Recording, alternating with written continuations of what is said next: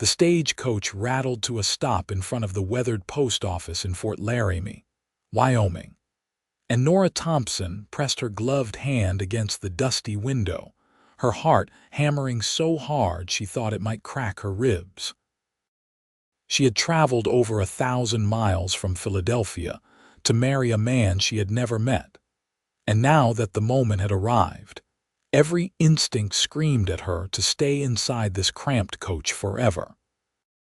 It was August 1875, and the summer heat made the air shimmer like water over the flat Wyoming landscape. "Miss, this is your stop," the driver called down, his voice gruff but not unkind. Nora smoothed down her travel-worn blue dress and stepped onto the dusty street, squinting against the afternoon sun.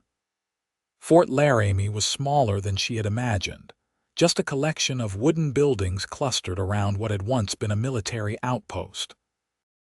The fort itself still stood in the distance, but the town had grown beyond its original purpose, sprouting saloons, general stores, and modest homes.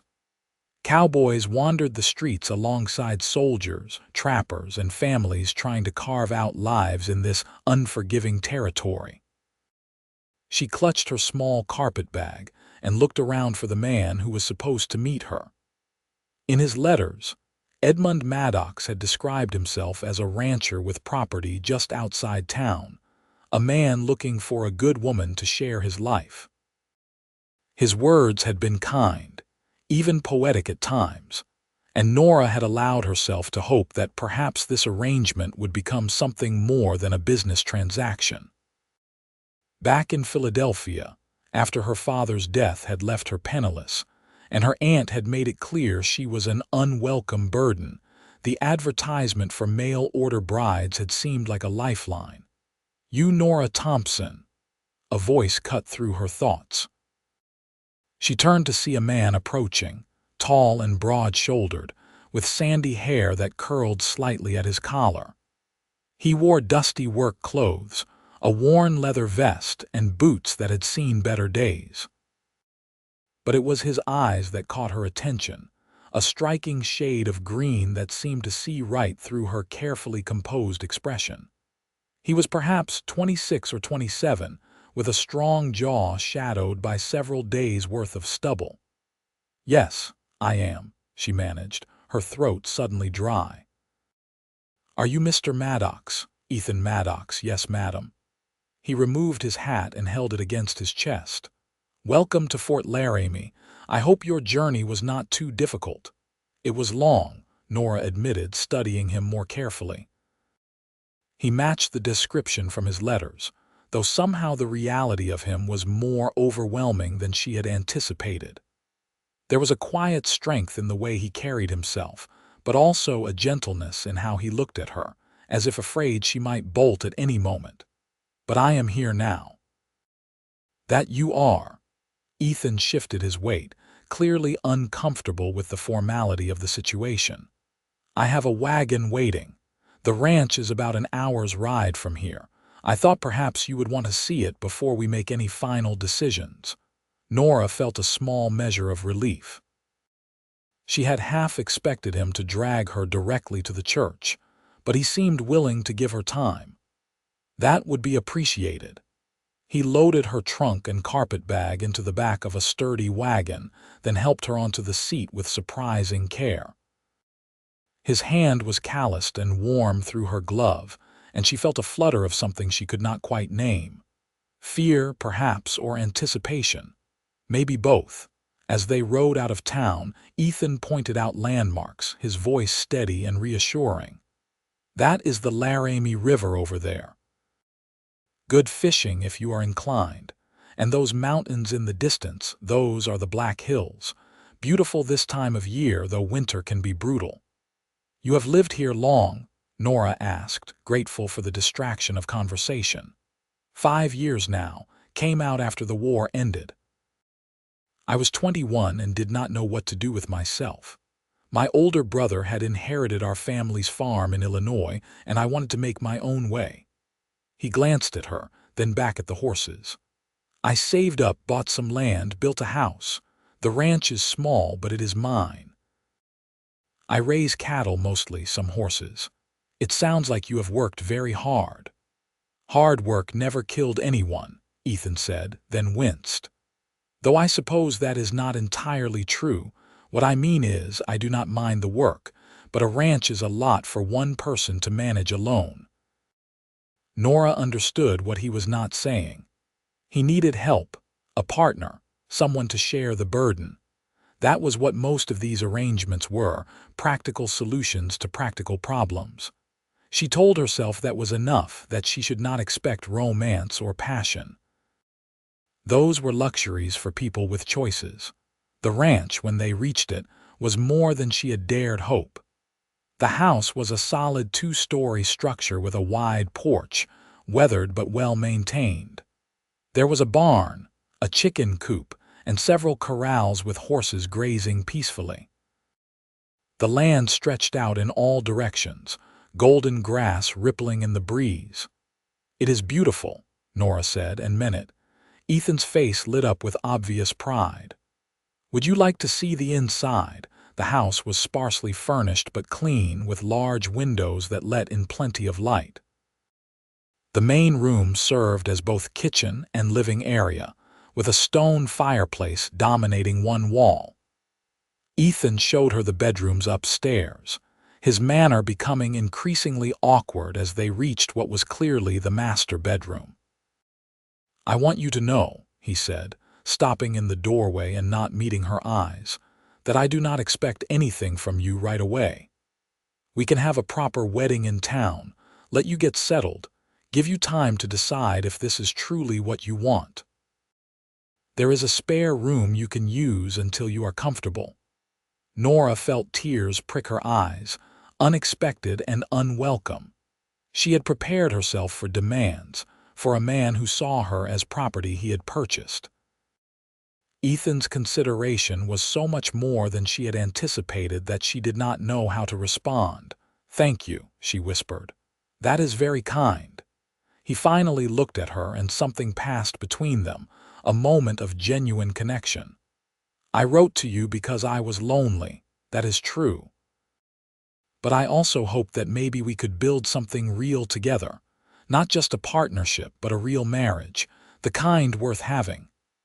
"I hoped for that too," Nora admitted, her voice barely audible. They stood there for a long moment, the afternoon sun streaming through the window, dust motes dancing in the air between them. Then Ethan cleared his throat and stepped back. "You must be exhausted. I will let you rest. There is a pump in the kitchen if you want to wash up, and I will start on supper. Nothing fancy, I am afraid. My cooking is more practical than enjoyable." "I can help," Nora offered, following him back downstairs. "I am actually quite a good cook." "Then you will be a considerable improvement over my efforts." They worked together in the kitchen, the initial awkwardness gradually easing into something more comfortable. Nora found ingredients in the pantry and set about making a simple stew while Ethan brought in water and stoked the fire. They moved around each other carefully, like dancers learning new steps, but there was no tension, only a tentative warmth. Over dinner, Ethan told her more about the ranch and the challenges of keeping it running. He spoke about his cattle, the difficulties of finding good grazing land, and his hopes to expand in the coming years. Nora listened, asking questions when appropriate, and found herself genuinely interested. She told him about Philadelphia, about her father's bookshop, and how she had helped him run it until his death. She did not mention her aunt's cruelty or the desperation that had driven her west, but she suspected Ethan understood anyway. As night fell, Ethan showed her to the spare bedroom he had prepared. It was small but comfortable, with a quilt on the bed and curtains at the window. "Sleep well," he said from the doorway. "Tomorrow I will take you into town properly, introduce you around if you would like. The wedding can be whenever you are ready, or if you decide this is not what you want, I will make sure you get safely wherever you want to go." Nora turned to face him, studying his earnest expression. Why did you choose me? From all the women who must have responded to your advertisement, why me?" Ethan considered the question carefully. "Your letters were honest. You did not try to paint yourself as something you were not, did not make promises you might not keep. You wrote about books and ideas, about wanting a real life, not just security. I liked that. I liked you, even just from words on paper." "I liked you too," Nora said softly. "Your letters made me feel less alone. Then perhaps we have a chance at making this work."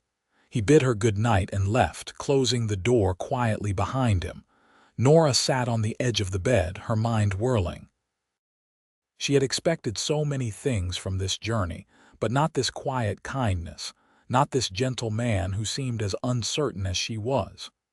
For the first time since leaving Philadelphia, she allowed herself to feel something other than fear. Hope, fragile and tentative, bloomed in her chest. The next several days fell into a rhythm that felt surprisingly natural. Ethan rose early to tend the animals and work the land, and Nora took over the household tasks with a sense of purpose she had not felt in months. She cooked meals that made Ethan close his eyes in appreciation, scrubbed the floors until they gleamed, and started a small garden near the house. In the evenings, they would sit on the porch and talk, sharing stories from their different lives, learning each other's histories and dreams. Nora discovered that Ethan had a dry sense of humor that caught her off guard, making her laugh when she least expected it. He learned that she had a fierce intelligence and opinions about everything from politics to poetry. They disagreed sometimes, but always respectfully, and Nora found those debates as stimulating as any she had enjoyed with her father's intellectual friends back east. A week after her arrival, Ethan took her into town as promised. Fort Laramie was busier than it had been the day she arrived, with wagons and horses crowding the main street. Ethan introduced her to the shopkeepers and several ranch families, and Nora was relieved when they seemed genuinely welcoming. The women especially were eager to include her, understanding the loneliness that came with frontier life. "There is a church social next month," a woman named Sarah mentioned as they browsed the general store. She was perhaps 30, with kind eyes and a baby on her hip. "You and Ethan should come. It is nice to have a chance to socialize." "We will," Nora promised, then realized she had said we without hesitation. Somehow, in just a week, she had started thinking of herself and Ethan as a unit. As they drove back to the ranch, Ethan glanced at her. "You seemed happy today." "I was," Nora admitted. "Everyone was so friendly, I had worried that I might be seen as an outsider." "You are one of us now," Ethan said simply. "Or at least, you can be if you want to be." That night, as Nora lay in her narrow bed, she thought about Ethan's words. Did she want this life? Did she want him? The answer, she realized with some surprise, was yes. Yes to the wide open spaces and the endless sky. Yes to the hard work and the simple pleasures. And yes to Ethan, with his quiet strength and gentle heart. But wanting and having were two different things, and Nora was not sure how to bridge the gap between them. 2 weeks into her stay, a storm rolled across the prairie with frightening speed. Nora had been hanging laundry when she noticed the dark clouds building on the horizon. Within minutes, the wind picked up, whipping her skirts around her legs and tearing the sheets from the line. She gathered what she could and ran for the house just as the first fat raindrops began to fall. Ethan came running from the barn, his shirt soaked through. "Are you all right?" "Yes, just wet," Nora said, laughing despite herself. They stood in the kitchen, dripping onto the floor, and suddenly the absurdity of the situation struck them both. Ethan started to laugh too, a deep, rich sound that made Nora's heart skip. "You look like a drowned cat," he said, his eyes dancing with amusement. "And you look like a drowned dog," she shot back. They toweled off and changed into dry clothes, then sat by the fire as the storm raged outside. Thunder shook the house and lightning flashed, illuminating the room in brief, stark moments.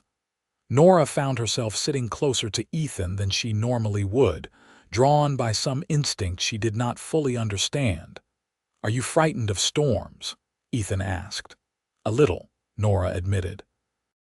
"Though I find them beautiful too, in a way, all that power." "I know what you mean." He was quiet for a moment, watching the flames. "Nora, can I ask you something?" "Of course." "Do you think you could be happy here? Truly happy, I mean. Not just making the best of things, but actually content with this life?" Nora turned to look at him, seeing the vulnerability in his expression. "I think I could," she said honestly. "I think I already am in many ways, but Ethan, what about you?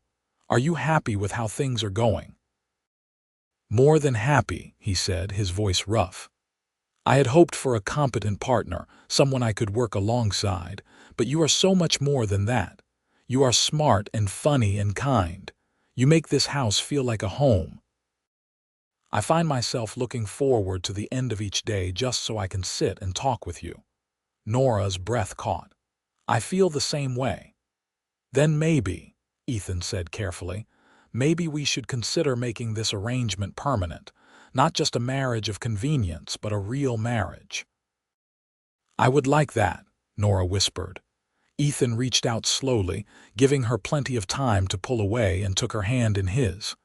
His palm was warm and calloused, completely enveloping her smaller hand. "Then let us set a date. Let us do this properly." They were married 3 weeks later in the small church in Fort Laramie. Nora wore a simple cream-colored dress that Sarah had helped her sew, with wildflowers in her hair. Ethan wore his best suit, his hair neatly trimmed and his face freshly shaved. The ceremony was brief but meaningful, and when the Reverend pronounced them husband and wife, Ethan kissed her with a tenderness that made Nora's knees weak. The town had organized a small celebration afterward, with food and music and dancing. Nora found herself swept from partner to partner as the men took turns spinning her around the makeshift dance floor, but her eyes kept returning to Ethan. He watched her with such open affection that she felt heat rise in her cheeks. When they finally returned to the ranch, as the sun was setting, the reality of their new relationship suddenly felt overwhelming. They had been living together for over a month, but always with the understanding that they were still in a trial period.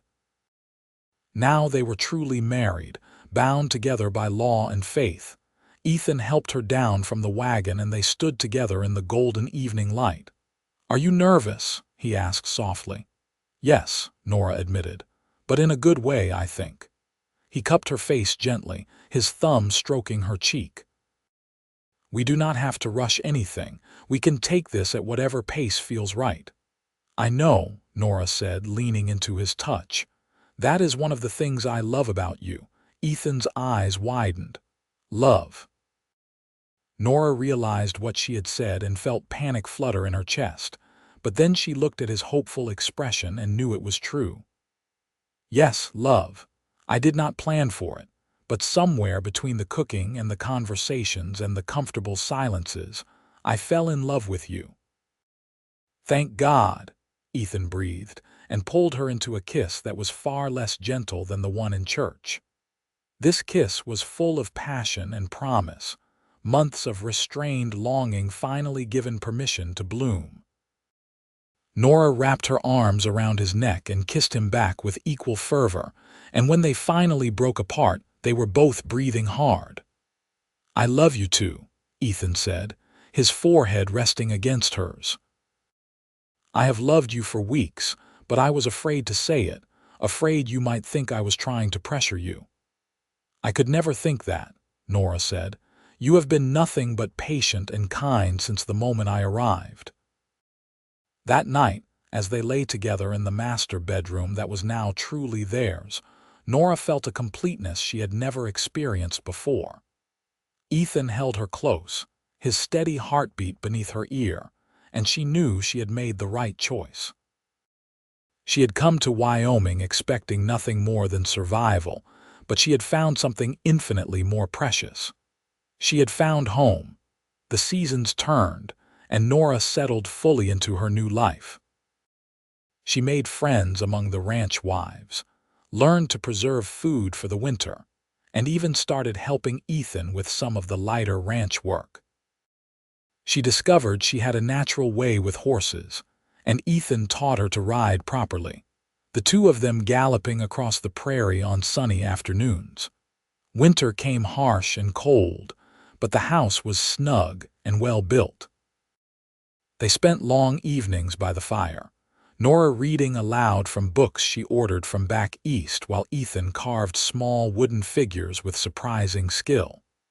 He made her a set of wild animals, each one detailed and beautiful, and she lined them up on the mantel like treasures. Spring brought new calves, and the hard work of branding and moving the herd to fresh grazing land. Ethan hired 2 ranch hands to help, young men who treated Nora with respectful friendliness. She cooked hearty meals for all of them, and the house was filled with laughter and the kind of camaraderie that came from shared labor. It was during the summer of 1876, nearly a year after her arrival, that Nora began to suspect she might be pregnant. She waited to be sure, not wanting to raise false hopes, but when her suspicions were confirmed by the doctor in town, she could barely contain her joy. She told Ethan that evening on the porch, their usual spot for important conversations.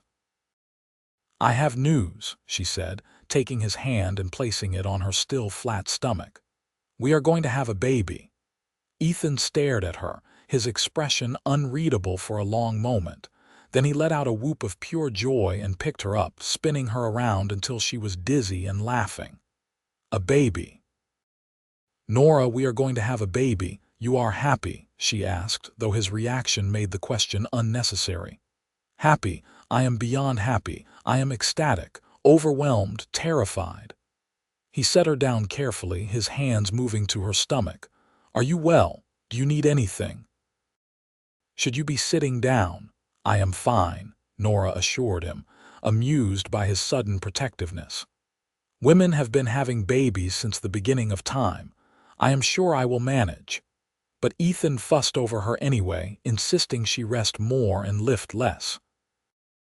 Nora found it endearing, even when it became excessive. She had never imagined having someone care for her so completely, and she treasured every moment of his attention. The pregnancy progressed smoothly, though the morning sickness in the early months was miserable. Ethan held her hair when she was ill and brought her crackers and weak tea until the nausea passed. As her belly grew, he talked to it constantly, telling their unborn child stories and making promises about the future they would build together. It was in the 7th month of her pregnancy, in the bitter cold of February 1877, that everything nearly fell apart. Nora had been feeling restless, confined by the winter weather and her increasingly cumbersome body. She missed Philadelphia sometimes, missed the cultural opportunities and intellectual stimulation of city life. She loved Ethan desperately, loved their life together, but there were moments when the isolation felt suffocating. One particularly difficult day, after Ethan had been gone for hours dealing with a problem at the far pasture, and the walls of the house seemed to be closing in, Nora found herself crying for no reason she could articulate. When Ethan finally returned, cold and exhausted, he found her at the kitchen table, tears streaming down her face. "Nora, what is wrong? Is it the baby?" He was at her side immediately, his hands checking her for injury. "No, the baby is fine. I am fine. I do not know why I am crying." But even as she said it, the words tumbled out. "I just feel so trapped sometimes. I love you, I love this life, but sometimes I miss having other things. Books and theaters and conversations about ideas. I miss being able to just walk down a street full of people. I miss my father." I am sorry. I know I am being ungrateful. Ethan pulled a chair close and took her hands. You are not being ungrateful. You are being honest. Nora, if you are unhappy here, if you want to leave, you can. I will not keep you somewhere you do not want to be. But I do want to be here, Nora insisted, even as doubt crept into her voice. Do I not? I think you want to be with me, Ethan said carefully. But I think maybe you need more than what Fort Laramie can offer, and that is all right. We can figure something out. Like what? Nora asked, wiping her eyes. I do not know yet, but we will think of something. He kissed her forehead. You are not a prisoner here, Nora. You never have been. If you need to go back east, even just for a visit, we will find a way to make that happen. His understanding, instead of making her feel better, somehow made her feel worse. She did not want to leave, but she did not know how to make the restlessness stop. Over the following weeks, the feeling grew worse instead of better. She snapped at Ethan over small things, felt guilty, then withdrew into silence. The easy companionship they had built seemed to be cracking under the weight of her discontent. Finally, one morning in early March, Nora woke with a clarity she had not felt in weeks. She found Ethan in the barn, feeding the horses, and stood in the doorway gathering her courage. Ethan, I need to talk to you. He turned, his expression wary. They had been careful around each other lately, walking on eggshells. All right.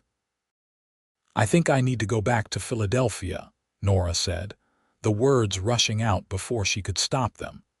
Just for a little while. To visit my father's grave, to see the city again, to remember who I was before I came here. I need to make peace with leaving that life behind so I can fully embrace this one. Ethan's face went very still. You want to leave? Not permanently, Nora said quickly. Just for a few weeks, maybe a month. I would be back before the baby comes, I promise. I just need to do this, Ethan. I need to know that I chose this life, not just that it was my only option.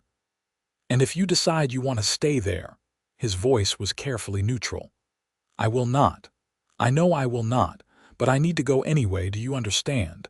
Ethan was quiet for a long time, his jaw working. Finally, he nodded. If that is what you need, then you should go. I do not want you to feel trapped. I never wanted that. I do not feel trapped by you, Nora insisted. I feel trapped by my own confusion. And I hate that I am doing this to you, especially now, but I think it will be worse if I do not go. I think I will just grow more and more resentful, and eventually that will poison what we have. Then go, Ethan said, though she could see the pain in his eyes. But Nora, please come back. Please. She went to him and wrapped her arms around him as well as her swollen belly would allow. I will. I promise I will. 3 days later, Ethan drove her into town to catch the eastbound stage. They had barely spoken during those 3 days, both lost in their own thoughts. Nora felt sick with guilt and doubt, but also a desperate need to follow through with her plan. She had to do this, even if she could not fully explain why. At the stage office, Ethan helped her with her small trunk, his movements mechanical. When the time came to board, Nora turned to him, suddenly terrified that she was making a terrible mistake. Ethan, only if you take my heart with you, he said quietly, his green eyes glistening with unshed tears. What? If you leave, you are taking my heart with you. Because it is yours, Nora. Completely and utterly yours. So go, do what you need to do, but remember that here in Wyoming, I am just waiting for you to come back and make me whole again. Nora felt tears streaming down her face. I will come back. I swear to you I will come back. She kissed him then, pouring everything she could not articulate into that kiss. Then she climbed into the stagecoach and did not look back, afraid that if she did, she would not have the strength to leave. The journey to Philadelphia took over a week, and every mile Nora traveled east, she felt more certain she was making a mistake. The other passengers were friendly enough, but she missed Ethan's presence like a physical ache. At night, in unfamiliar hotel rooms, she lay awake with her hands on her belly, feeling the baby move and wondering what she was trying to prove. Philadelphia, when she finally arrived, was exactly as she remembered and completely foreign at the same time. The noise and crowds that she had thought she missed now felt overwhelming. The air was thick with coal smoke and the smell of too many people living too close together. She visited her father's grave and cried, telling him about her life and her husband and the baby that was coming. She walked past the bookshop where she had spent so many happy hours, but it had new owners now and did not feel like home anymore. She stayed with a former friend of her father's, a kind widow who asked no questions about her precipitous arrival or obvious distress. After a week in the city, Nora knew with absolute certainty what she had probably known all along. Wyoming was her home now. Fort Laramie was her home. Ethan was her home. She had needed to leave in order to understand that she had already chosen freely, that her love for Ethan and the life they were building was not born of desperation or lack of options. She had chosen him, chosen that life, and she would choose it again 1,000 times over. Nora booked passage on the next westbound stage, not even bothering to stay the full month she had planned. She was anxious now, desperate to get back, to tell Ethan she was sorry for doubting, sorry for leaving, sorry for the pain she had caused them both. But the journey west was slower than the journey east. The weather was bad, with spring storms making the roads nearly impassable in places. A wheel broke in Nebraska, requiring 2 days of repairs. By the time the stage rolled into Fort Laramie in early April, Nora was nearly frantic with impatience and worry. She hired a wagon to take her to the ranch, not wanting to wait even another hour to see Ethan. The driver, an old man who seemed to know everyone in the territory, chattered away during the ride, but Nora barely heard him. Her eyes were fixed on the horizon, watching for the first glimpse of the ranch. When the house finally came into view, she saw Ethan immediately. He was standing by the corral, working with one of the horses, his back to the approaching wagon. Even from a distance, she could see the tension in his shoulders, the way he moved without his usual fluid grace. The wagon pulled to a stop, and Nora climbed down as quickly as her ungainly body would allow. "Ethan," he spun around, his face going through a series of expressions too quick to catalog. Shock, hope, fear, joy. Then he was running toward her, closing the distance between them in seconds. "Nora. Nora, you are back. You came back." He reached her and stopped just short of touching her, as if afraid she might disappear. "You are really here." "I am here. I am so sorry, Ethan. I was so foolish. I went all that way just to realize what I already knew, that this is my home, that you are my home, that I do not want to be anywhere else in the world but right here with you." The words tumbled out in a rush, desperate and heartfelt. "I thought you might not come back," Ethan said, his voice breaking. "I thought I had lost you." "You could never lose me," Nora said, taking his face in her hands. "Your heart was never in any danger because mine has been yours since before I even knew it. I love you, Ethan Maddox. I love this life we have built. I love this ranch and this wild, beautiful land. And I am sorry I had to leave to figure that out, but I am back now and I am never leaving again." Ethan pulled her into his arms, holding her as tightly as he dared with the baby between them. "God, I missed you. Every single day, every single moment I missed you. I missed you too, so much." Nora was crying and laughing at the same time, overwhelmed by relief and love and the sheer rightness of being in his arms again. They stood there for a long time, just holding each other, while the hired wagon driver discreetly unloaded her trunk and drove away. Finally, Ethan pulled back enough to look at her. "You are bigger," he said, his hand moving to her belly. "The baby grew. He has been very active," Nora said. "I think he knew I was being foolish and was trying to kick some sense into me. Ethan's eyes lit up. Or she. I do not actually know." Nora smiled. "But either way, our child deserves to grow up in this place with this father. I see that now." Ethan kissed her then, slow and deep and full of promise. When they finally broke apart, he rested his forehead against hers. "Welcome home, Nora. It is good to be home." They walked back to the house hand in hand, and Nora felt as if a weight had been lifted from her chest. She had been so afraid that her leaving would have broken something irreparable between them, but instead, it seemed to have strengthened their bond. They had weathered the storm, and their love had emerged stronger for it. Over the following weeks, Ethan was even more attentive than before, but now there was a confidence in his care that had not been there previously. He seemed to finally believe that she truly wanted to be there, that she had chosen him freely and without reservation. Nora, for her part, threw herself back into ranch life with renewed enthusiasm. She had needed to see the alternative to appreciate what she had, and now she treasured every moment. On a warm day in late May, Nora went into labor. The baby, who had seemed content to wait as long as possible, suddenly decided it was time to make an appearance. Ethan rode into town at breakneck speed to fetch the doctor and Sarah, who had agreed to help with the birth. By the time they returned, Nora's pains were coming hard and fast. The labor was long and difficult, lasting through the night and into the next day.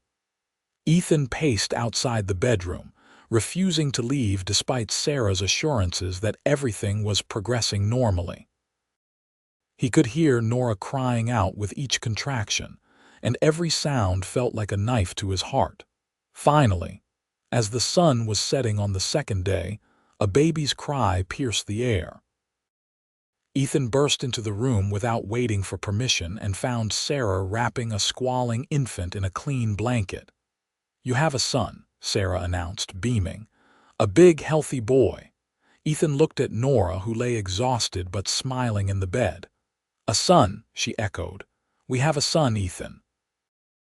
The baby was placed in his arms, and Ethan stared down at the tiny, red-faced creature in wonder. He had dark hair like Nora, and when he briefly opened his eyes, they seemed to be a deep blue. "He is perfect," Ethan breathed. "Nora, he is absolutely perfect." "Of course he is," Nora said weakly. "He is ours." They named him Nathaniel Thomas Maddox, after Nora's father. Little Nathan proved to be a healthy, hungry baby who seemed determined to make his presence known at all hours.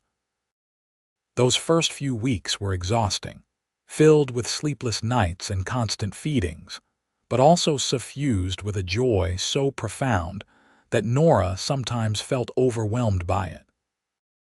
Ethan was a devoted father, learning to change diapers and soothe a crying baby with the same patience he brought to training horses.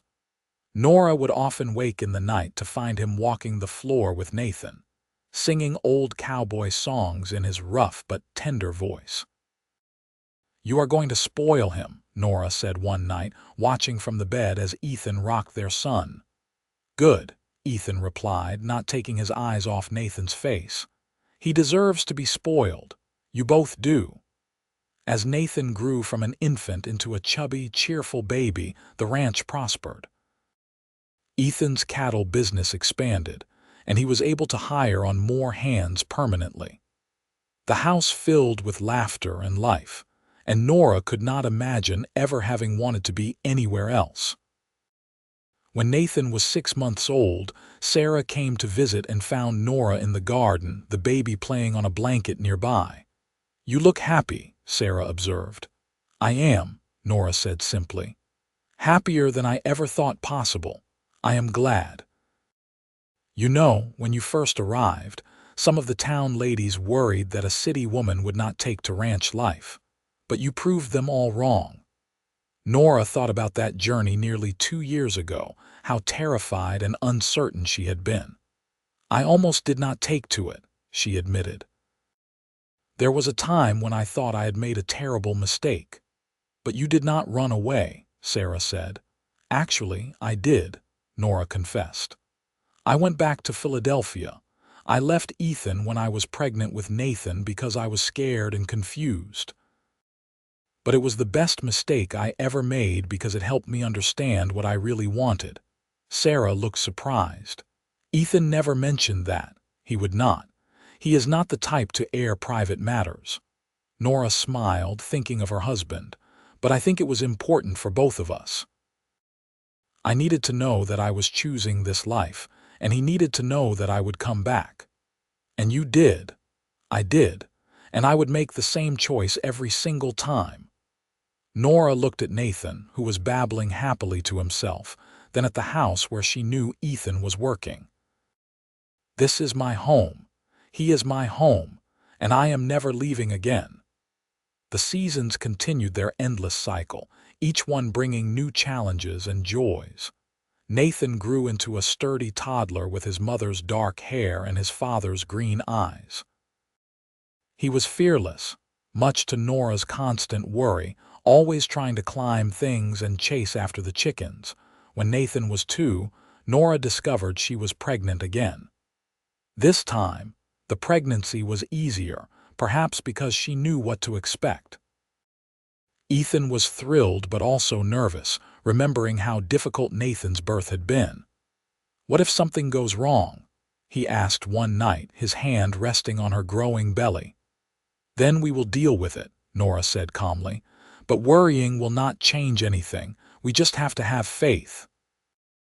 Their daughter was born on a crisp autumn day in 1879, arriving quickly and with far less drama than her brother. She was tiny and delicate, with wisps of blonde hair and blue eyes that would eventually turn the same green as her father's and brother's.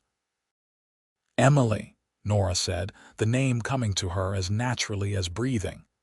"Emily Rose. Emily Rose Maddox," Ethan repeated, cradling his daughter with infinite care. "Welcome to the family, little one." Nathan was initially skeptical of this new addition but quickly warmed to his baby sister. He would bring her his toys and pat her head gently, declaring himself her protector. Watching her children together, Nora felt her heart might burst with the fullness of her happiness. The ranch continued to thrive, becoming one of the most successful operations in the area. Ethan's hard work and fair dealing earned him respect throughout the territory, and the Maddox name became synonymous with quality cattle and honest business practices. As the years passed, Nora and Ethan fell into the comfortable rhythm of a marriage built on genuine love and mutual respect. They still had their disagreements, of course, but they had learned how to talk through problems rather than letting them fester. The bond they had forged in those early uncertain days only grew stronger with time. When Fort Laramie began to fade as a military outpost, and the focus shifted more fully to civilian settlement, Ethan and Nora became pillars of the community. They helped organize schools and social events, supported families in need, and worked to make the territory a place where people could build lasting lives. On their 5th wedding anniversary, Ethan surprised Nora with a trip to Denver. They left the children with Sarah for a week and took the train east, spending their days exploring the growing city and their nights in a luxurious hotel that felt impossibly decadent after years of ranch life. "This is wonderful," Nora said as they dressed for dinner one evening. "But I think I am ready to go home." "Already?" Ethan adjusted his tie in the mirror. "We still have 3 more days." "I know, but I miss the children. I miss the ranch. I miss our life." She came up behind him and wrapped her arms around his waist. "Denver is exciting, but it is not home." Ethan turned and pulled her close. "Remember when you thought you needed the city? When you went back to Philadelphia?" "I remember." Nora smiled. "I was such a fool." "No, you were just finding your way." And I am glad you did, because now I know beyond any doubt that you are here because you want to be. Not because you have no other choice, but because you chose me. You chose us." "I did," Nora agreed, "and I would make that choice 1,000 times over." They stayed for the full week, but returned to the ranch with relief and joy. Nathan and Emily ran to greet them, and Ethan swung them both up into his arms while Nora watched with tears in her eyes. "This," she thought, "this is what happiness looks like." Over the next decade, the Maddox family grew and prospered. 2 more children were born, another son named William in 1882, and a second daughter named Grace in 1885. The house, which had once seemed too large for just Ethan, now rang with the sounds of children playing, arguing, laughing, and growing. Nora established a small school on the ranch, teaching not only her own children but also the children of the ranch hands and neighboring families. She ordered books from back east, creating a library that became the pride of the community. Ethan built her a separate building for the school, complete with a real chalkboard and desks he crafted himself during the winter months. "You have created something special here," Ethan told her one afternoon, watching through the window as she led a group of children through a geography lesson. "We have created something special," Nora corrected. "None of this would be possible without you. I just built the building. You are the one bringing knowledge and hope to these children. And you are the one showing them what it means to work hard and treat people fairly. Do not sell yourself short, Ethan Maddox." He kissed the top of her head, a gesture of affection that had become habit over the years. "How did I get so lucky?" "You wrote a very good advertisement," Nora teased, "and you picked the right woman from all those responses." "No," Ethan said seriously. "The right woman picked me." As their children grew older, Nora and Ethan worked to instill in them the values they held dear: honesty, hard work, compassion, and the importance of family. Nathan showed an aptitude for ranching and spent every possible moment working alongside his father. Emily proved to have her mother's quick mind and love of learning, devouring every book she could get her hands on. William was the dreamer of the family, always coming up with inventive solutions to problems. And little Grace had a way with animals that amazed everyone, able to calm even the most skittish horse with just her presence. "We did well," Ethan said one evening as they sat on the porch, their usual spot, watching the sun set over the prairie. The children were in bed, the ranch was quiet, and they had these peaceful moments to themselves. "We did," Nora agreed, her hand finding his as naturally as breathing. "Though there were times I was not sure we would make it." "Are you talking about when you left?" "Among other things. I put us through so much unnecessary pain because I could not see what was right in front of me." "You needed to figure things out on your own terms," Ethan said. "And honestly, I think it was good for both of us. I was so afraid of losing you that I was not really appreciating having you. When you came back, I stopped taking a single day for granted." "Do you ever regret it?" Nora asked. "Taking a chance on a mail-order bride?" "You could have found someone local, someone who already knew this life." "Never," Ethan said firmly. "Not for one single second. You were exactly who I needed, even when neither of us knew it yet. You challenged me, made me think, made me want to be better. You gave me a family and a real home." "How could I ever regret that?" Nora leaned her head on his shoulder, contentment washing over her. "I love you, Ethan, more now than even on our wedding day, if that is possible." "It is possible," he said softly, "because I feel the same way. Every year, every day, I love you more." They sat in comfortable silence as the stars began to emerge, painting the vast Wyoming sky with points of light. This was their routine, their sacred time together after the chaos of the day. It was in these moments that Nora felt most grateful for the journey that had brought her here, for the courage it had taken to answer that advertisement all those years ago. As the 1880s drew to a close, Wyoming was moving toward statehood. There was excitement in the air, a sense that they were all part of something larger than themselves. Ethan became involved in local politics, serving on various committees and advocating for the rights of small ranchers against larger corporate interests. Nora continued her school and became known throughout the region as a gifted teacher and advocate for education.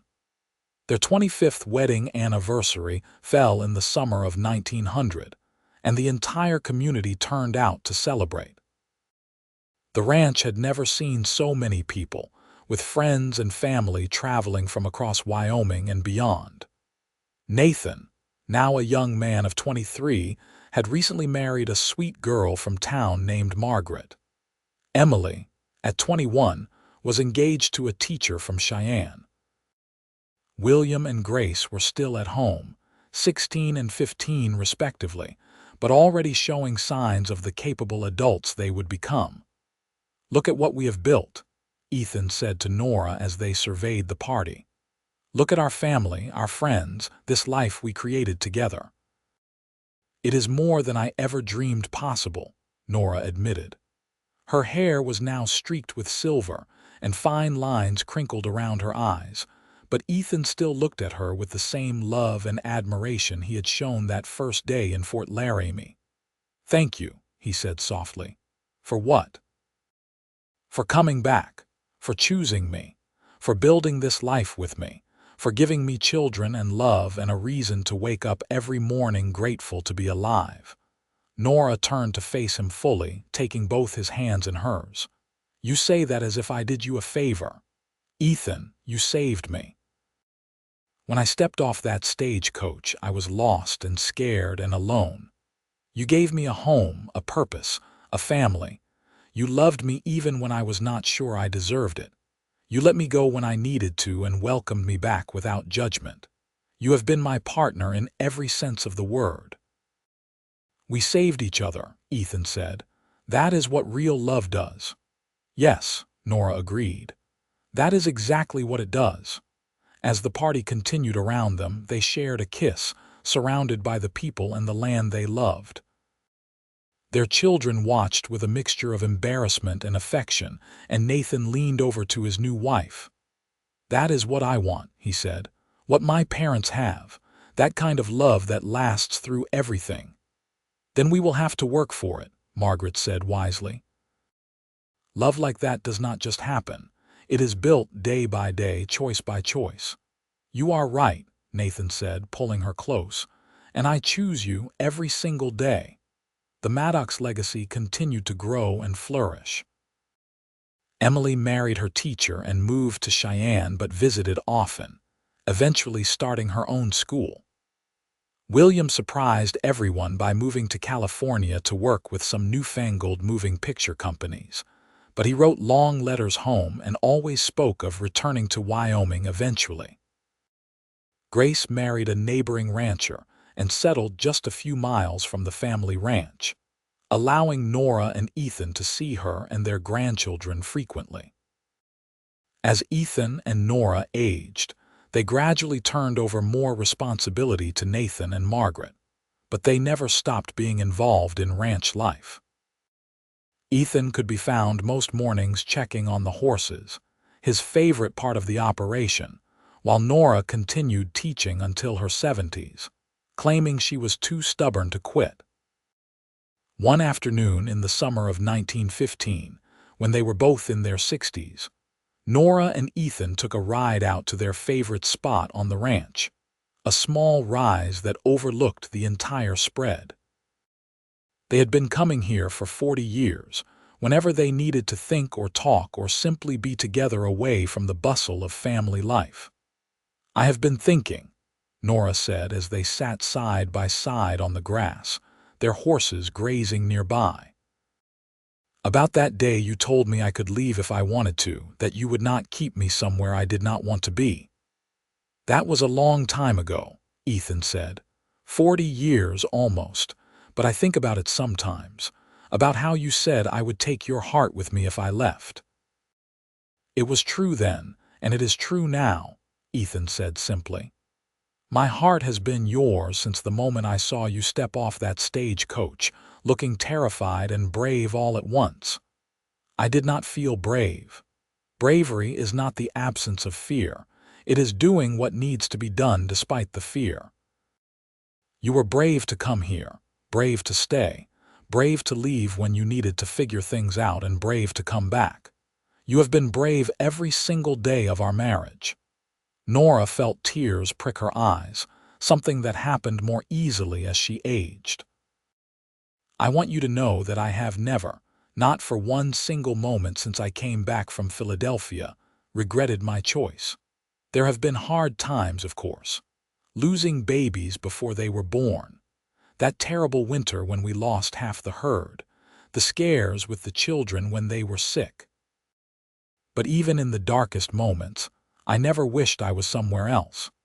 This has been the most extraordinary life, and I am so grateful I got to live it with you."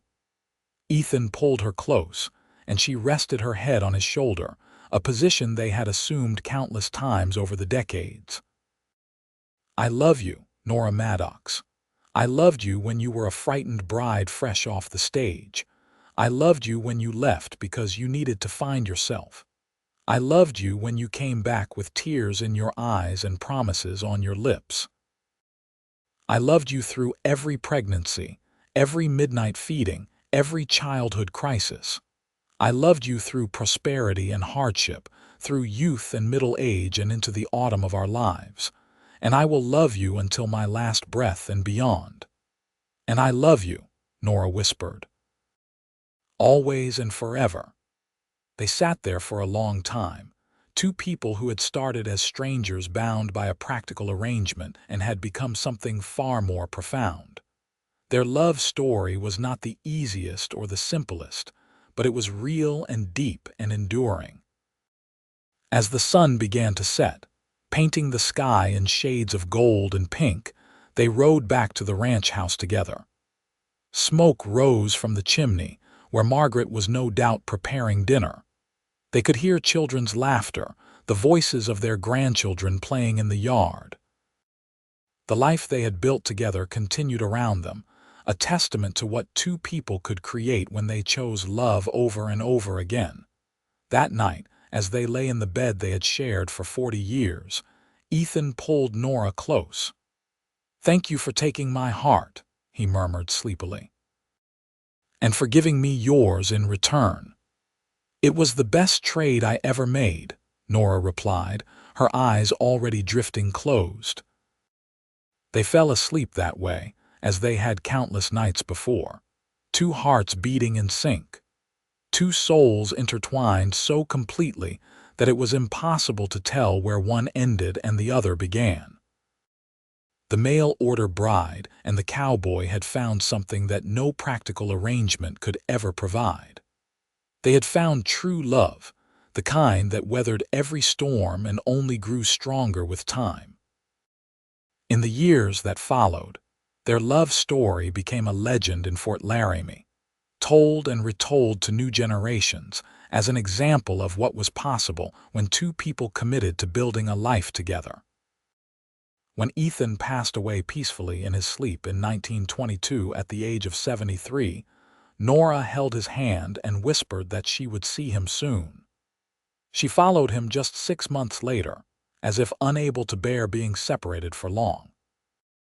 They were buried side by side on the ranch, overlooking the land they had loved and the life they had built. Their children, grandchildren, and great-grandchildren gathered to remember them, sharing stories of their love and dedication. Nathan spoke about how his parents had shown him what a real partnership looked like.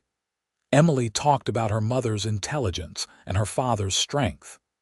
William shared memories of his father's patient teaching and his mother's endless encouragement. And Grace, the youngest, simply said that her parents had loved each other in a way that made everyone around them believe in the possibility of true happiness. The Maddox Ranch continued to thrive for generations. a living legacy to the love story that had started with a simple advertisement and a leap of faith.